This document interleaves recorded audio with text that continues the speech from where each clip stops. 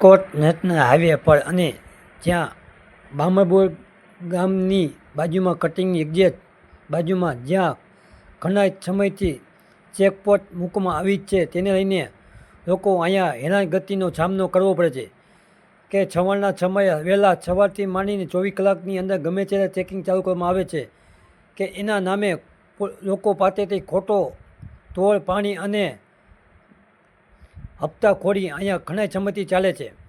એવું લાગી રહ્યું છે કે અહીંયા ચેકિંગ નામે લોકો પાસેથી ઘણા સમયથી પૈસા વસૂલ કરવામાં આવે છે. અહીંયા ચેકપોસ્ટની બાજુમાં પોલીસના અધિકારીઓની નંબર પ્લેટ વગરની ગાડી અને પોલીસની બ્લેક કાચવાળી ગાડીઓ અહીંયા ઘણા સમયથી અવર જવર કરતી અને પડી હોય છે, તેનો લોકો દોડવા વિરોધ કરે છે. તે પોલીસના અધિકારીઓ લોકોને ખોટા ધાપ ધમકી આપીને કાયદાનો દુરુપયોગ કરે છે. હવે હદ સંજીવ સાહેબ, બહુ થયું, ભાગા ફોજદારી બંધ કરો.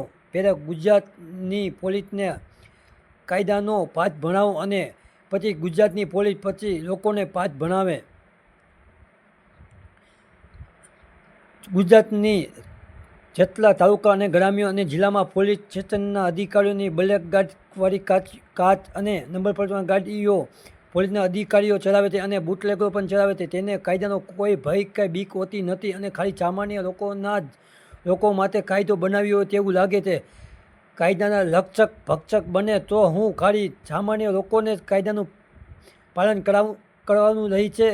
હવે એ ખરેખર હદસનવી સાહેબને જોવાનું રહ્યું.